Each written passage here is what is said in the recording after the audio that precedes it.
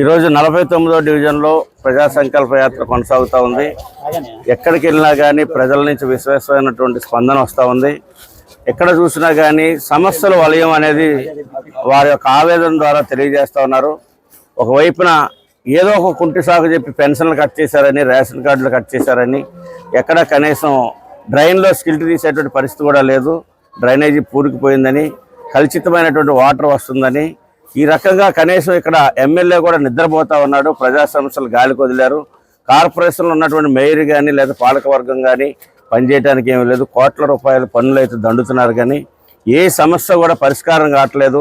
ఈ ప్రభుత్వానికి అధిదించడానికి మేము సంసిద్ధంగా ఉన్నాం. మా సమస్యలన్నీ కూడా మీ ఆధ్వర్యంలో పరిష్కారం చేయండి అని చెప్పేసి ప్రజలందరూ కూడా చెప్తా ఉన్నారు.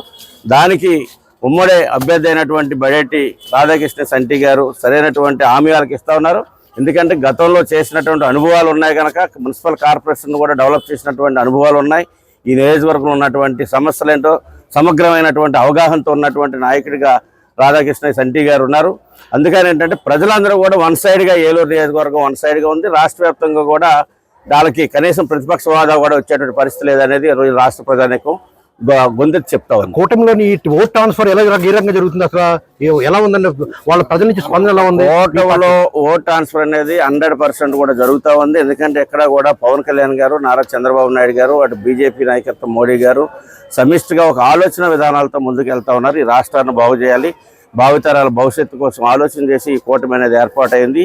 ఈ దోపిడీదారులని, ఈ యొక్క మాఫియాని ఈ రాష్ట్రం నుంచి పంపించాలన్నటువంటి, లూటీ చేసే వాళ్ళు పంపించాలన్నటువంటి ఆలోచనతోనే ఈ కూటమి ఏర్పడింది. చక్కగా 100% కూడా ఓట్ ట్రాన్స్ఫర్ అనేది అన్ని చోట్ల కూడా అన్ని కాన్స్టిట్యూన్సీలు కూడా జరుగుతూ ఉంది.